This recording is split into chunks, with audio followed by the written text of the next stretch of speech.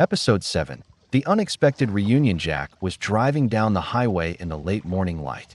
The car hummed quietly, and the air, fresh after a recent rain, smelled faintly of grass and asphalt. He was thinking about the road ahead and the new places he would encounter. As he passed through a small town, he decided on a whim to visit an old childhood friend. Matt was the guy he used to build forts with, chase through the streets, and fish in the creek near their homes, until Matt's parents moved away. Years had passed, and Jack was glad to learn that Matt now owned his own bar. The bar, called Dark Ash, stood tucked away on a small street, its dark wooden facade giving off warm light through the windows. Jack parked, and along with Baxter, stepped inside. The interior smelled of beer, old wood, and cigarette smoke. Matt greeted him behind the bar with a wide smile and friendly look. "Jack, can't believe it." Matt waved, gesturing to a table. "Sit down, buddy. Tonight's going to be a long one." They sat at an old wooden table by the window, and Matt poured them each a glass of dark beer. "Great to see you," Jack said. Feeling the tension of the long drive slowly fade away, Matt took a sip, leaned back, and began speaking. "You know, Jack, things haven't been all sunshine lately. We've got these local biker assholes hanging around, always hassling customers, making noise, breaking stuff. I've tried talking to them, but they think the bar's their turf. They demand money, threaten people. Sometimes I feel like they live just to piss others off." Jack leaned closer. "Seriously? And you've tried talking to them yourself?" "Yeah," Matt nodded. "A few times.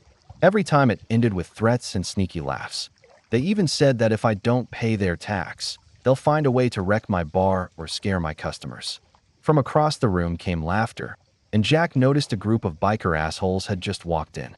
Leather jackets, heavy boots. They looked like every step could start trouble. Matt glared at them. "They're always here now, claiming the place, scaring people. I try to keep the bar normal, but it's hard." Jack placed a hand on his friend's shoulder. "Don't worry, Matt. We'll figure this out together. You're not alone." Matt exhaled, relaxing his shoulders. He began telling stories from their childhood, the times they played in the yard, fished, ran around laughing until their sides hurt. Then he shifted to how he opened the bar. "You know, Jack, I've dreamed about this for years. The bar, it's my spot, my little piece of freedom. I wanted it to be a place where you could just sit, have a beer, and forget all your problems. But now these biker assholes are turning everything upside down. Their threats have become part of my life. Sometimes I even wonder if opening the bar was worth it." Jack listened, realizing his friend needed more than support. He needed a plan.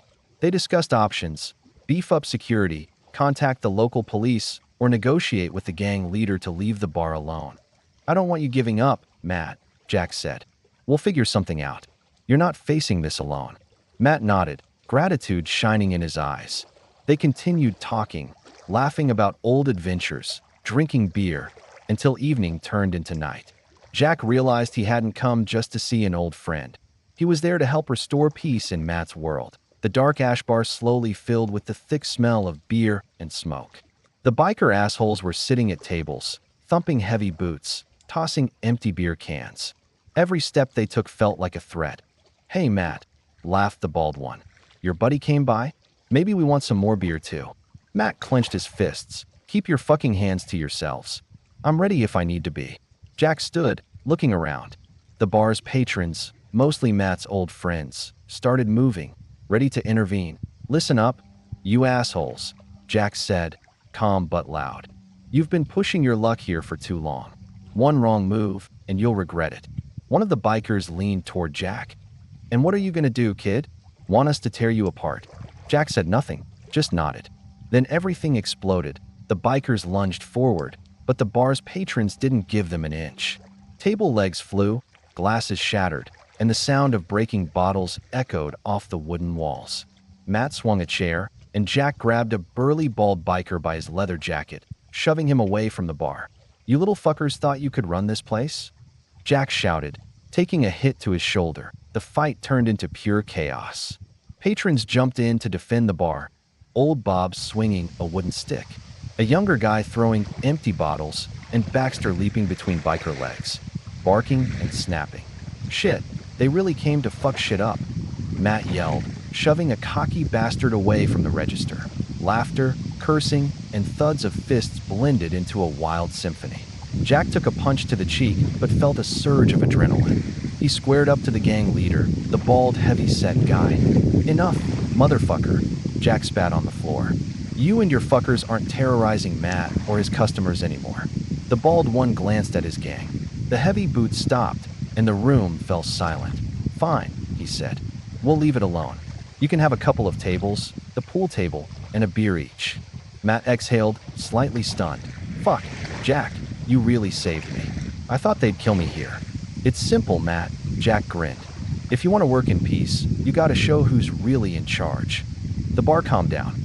The bikers took their spots, but behaved. Patrons laughed, hearts settling after the chaos. Matt poured himself another beer, watching his old friend.